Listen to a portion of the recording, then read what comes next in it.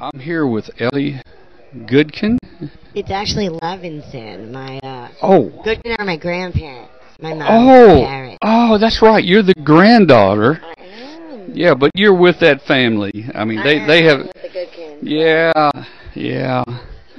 I don't know why it got typed in my script with the name on here. That's because everyone just assumes they're my parents because they seem too young to be my grandparents. Oh, wow. Well, Ellie is KG6GMQ, right? It's correct.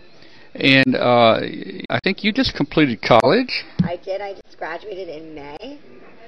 And what was the field? What was your study? So I did the double degree program between Barnard College at Columbia University, it's the women's college over there, and the Jewish Theological Seminary. Mm-hmm. So my first bachelor's is English with a double concentration in film and creative writing, and then my second bachelor's is modern Jewish studies. Well, we're going to talk about film and what was it? What was the last part of that? Modern Jewish studies. We're not going to talk about that. Film and TV. Okay, yeah, film and TV. And I think John has asked you to try to give us a little history about ham radio in film and TV. There's, over the years, ham radio has shown up in a lot of TV and movies. That is correct. Ham radio has been a common thread throughout a lot of different types of shows. It's been on The Simpsons. Mm-hmm. And it has been on a bunch of movies like Earth versus the Flying Saucers and Contact. And the thing about amateur radio in most of these movies is a lot of times it doesn't necessarily portray an accurate representation of what it means to be an amateur radio operator, what it means to be a ham. A lot of times they use it as a plot device to talk to aliens. That's a big one. A lot of alien communication. A lot of sometimes talking to dead people. You think the aliens needed to have a license, or they just operate? They better have, because I studied hard for my test, and I don't want them operating without it. That's just unfair. Well, hey, my favorite was I think is it Herman Munster? Yeah, the Munsters. Yeah, I mean that was a great radio scene in there. I like it. I think that I think that the thing about amateur radio and TV is you often get sort of a comical. They use it for laughs. Amateur radio gets used for laughs. Like in The Simpsons, they have that scene where he's talking on the radio. His mom comes in and is like, "Aren't you going to get some real friends? You're such a loser." And I think that that's sort of the way that amateur radio gets portrayed, is that it's sort of this antisocial guy who spends forever living in his mother's basement, when that's not really the case. It is really social. We're all here today, super social, all here, bonded over a love of amateur radio. And I think that's sort of what Last Man Standing does, is try to give a more honest portrayal of what it means to be a ham, and all the really cool things that you can use amateur radio for that, you can't use it to talk to aliens yet, but there are a lot of cool things you can do with the radio, and it's important to portray those sort of more honest uses to get more people interested in joining the amateur radio community and get people active on the air. Well, we are talking to space now, so we're getting closer to the aliens. We're getting closer to them, but it's fun working the International Space Station, so that we know the signals will go out of the atmosphere, right? And we'll get those aliens someday there. So what we're going to do, we're going to have people ask. There may be some questions from our chat room. We've got people around the world in the chat room, and they may even just make comments about some of the TV shows that where they know of, where ham radio was in some TV shows. So, hey guys, help us out here. Where do you remember ham radio being shown in a TV or a movie? Let us know that, and we'll read your comments here. Let me do something here. Okay, they're asking, Ellie, do you get on the air much? So I've had my license since I was 9 years old. I got it because my grandfather, Norm Goodkin, K6GMQ, is a very, very active ham. And so, because he's so active in the community, I don't get on the air probably as much as he would like, but I do try to get on the air at least once a year.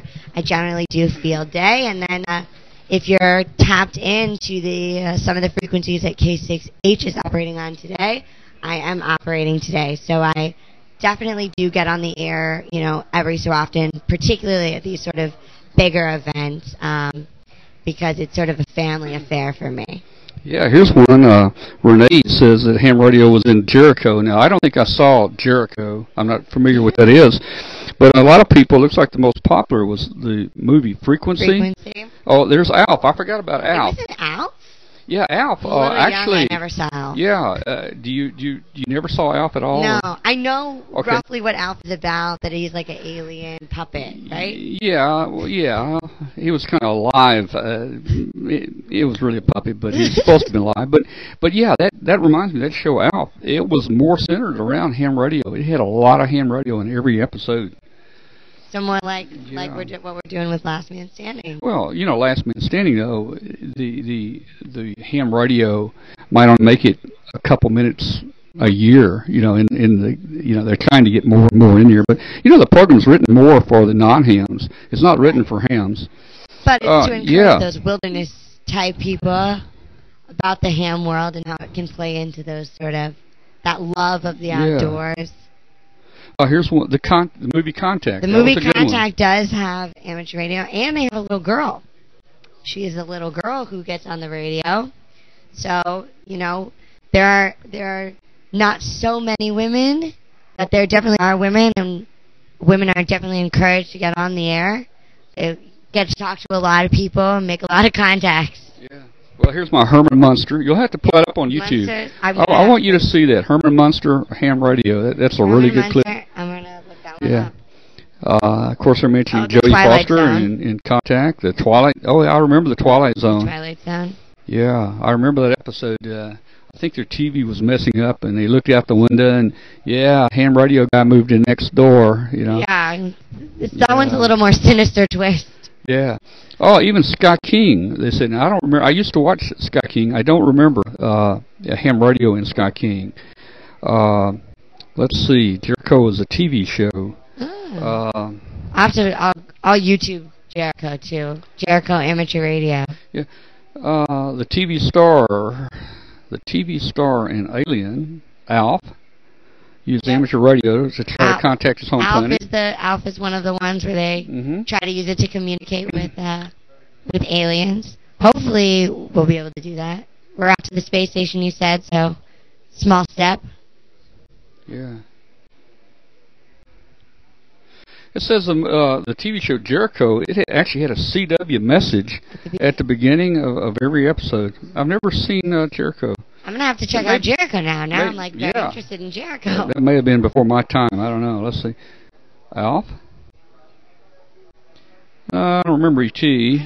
No. I don't think E.T. did, but it wouldn't have been out of character for E.T. to I see here. There's a QSL.net web address where it lists all the TV shows where ham radio's been on. So everybody can go check it out. Take a look. Support shows that promote amateur radio. Yeah. Yeah, the dad is also a ham in Contact. Independence Day. Independence Day? I don't remember that. I mixed up Independence Day with all the other very similar movies about the world coming to an end. Sky King. I don't know. Three Stooges. Now there is. I saw that clip last week. There is a clip where the Three Stooges there and the Morse code's coming in. Daddy did. He says, write it down. And he says, what did it say? And he says, it said did. And that's where he gets the slap. So, that was a good one. Yep. McHale's Navy, Gilligan's Island. Gilligan's Island does. Yeah, I remember that. And, I just, here on the set, just right behind the bungalow here, is where they filmed Gilligan's Island. It's a parking lot. They flooded that to make the water, and then a little hill behind it was the island. Really? So that's just maybe 2 blocks down this way. It's Gilligan's Island right here. So we're keeping amateur radio here in Studio City on the CBS lot. Frasier. Yeah. Oh, and very specific. Season 4, episode 18. James Bond even did it. What do you think about that? James Bond. Ooh, I hope it's the Pierce Brosnan ones. Yeah. I like those ones. Oh look, episode. They're reading the website now. When they give me episode right, 1, they're being very specific. Oh yeah. I like this. Yeah.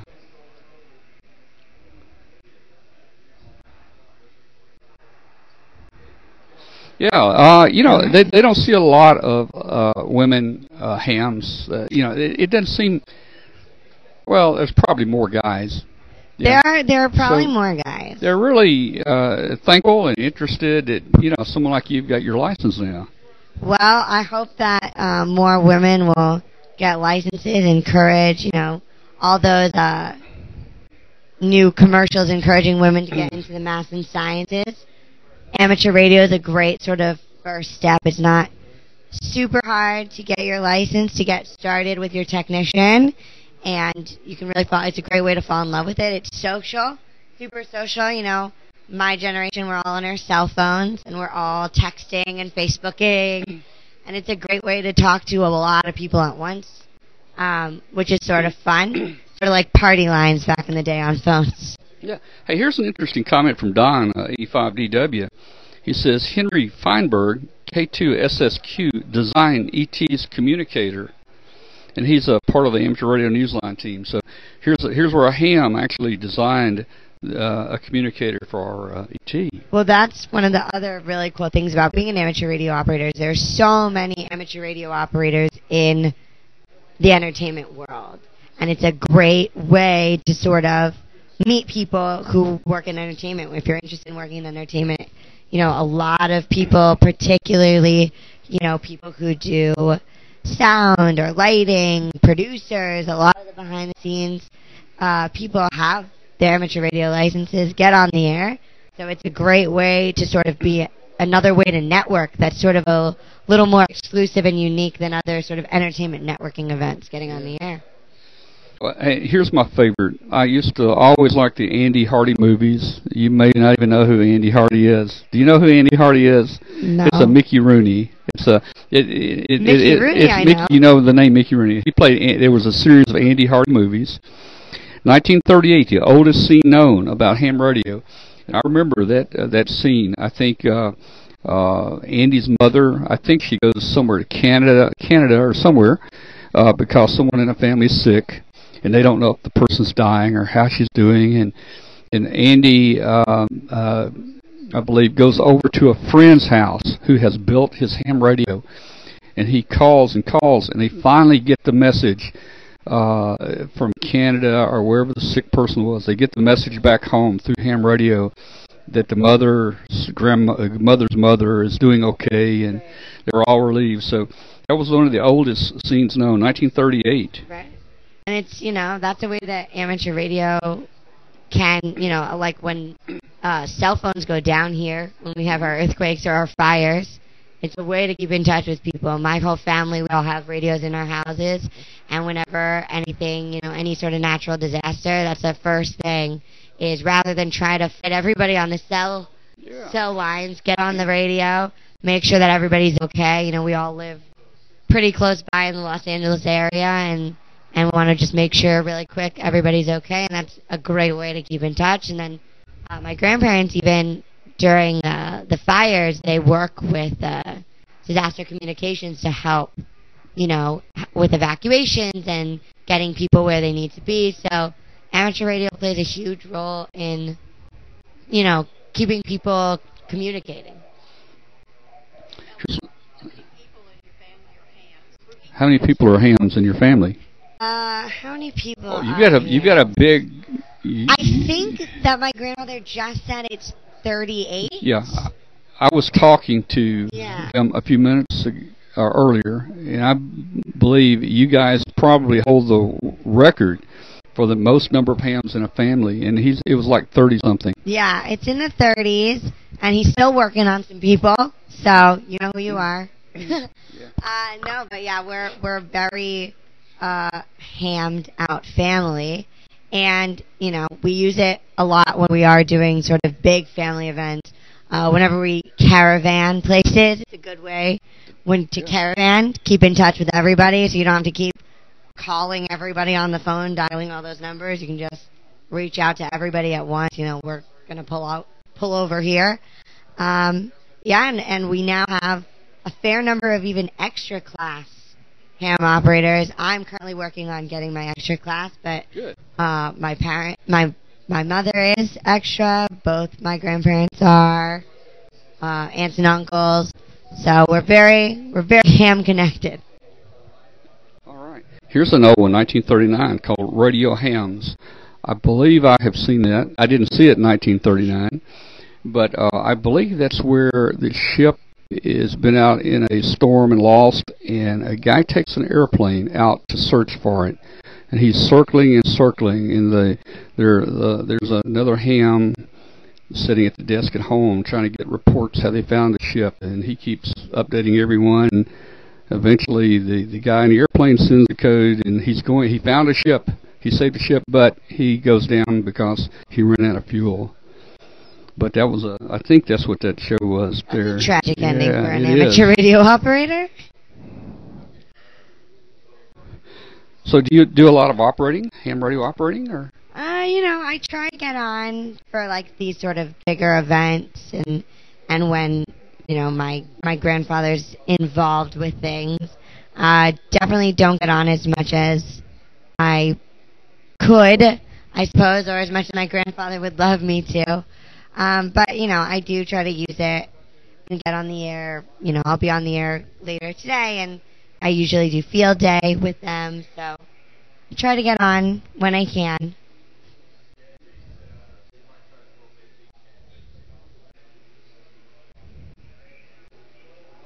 Kangaroo Jack. I don't know that. Do you know that movie? I've seen Kangaroo Jack, but I can't picture the scene.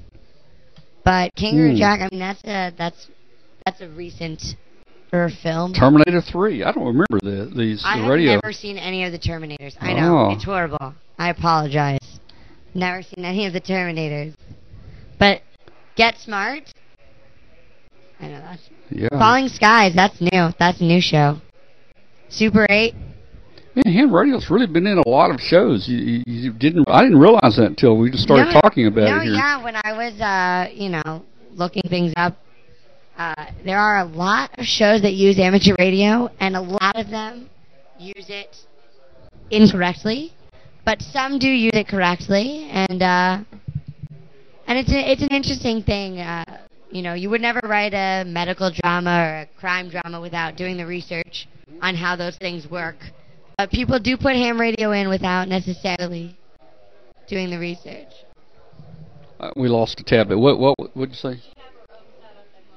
Oh, do you have your own radios? Well, in a family with that many radios, you probably use theirs, don't you? I don't have I have my handheld radio that I keep for emergencies, but I don't have the actual setup. And I just actually moved to an apartment with two of my friends from college, so we don't have a big radio setup. But we do have a big radio setup at my house where my parents live, and my grandparents have about 50. But I do keep my handheld, and it gets the job done to keep me in contact with my family in case of any sort of emergency, or whenever my grandfather requests that I check into the Papa Network, can get the job done for that as well. All right. Well, Ellie, let's see if there are a couple more questions. If not, is there anything else you want to talk to us about the history of ham radio in TV or film? I think just people should keep supporting shows that have amateur radio, and if you're writing an amateur radio show, or you're interested in writing or producing an amateur radio show, then definitely make sure you do the research and talk to some hams. They're very friendly. They'll love to tell you all about the hobby. Trust me, they're very enthusiastic about sharing what they do. And, make sure that we can keep ham radio alive in film and television. It's been in a lot more than you'd think, and we want to keep that trend going. Even with cell phones in the mix, we want to keep amateur radio alive. Well, they're asking again, missed your call. Ellie is KG6GMQ. KG6GMQ. And I suppose you live in this area? Yep, I do. I live All right. in the LA area. Okay, very good. Okay, well, Ellie, thank you very much. It's been very interesting talking about this. Really enjoyed it. Thanks so much for having me. Yeah, thank you. All right, it was great to talk to you. Great.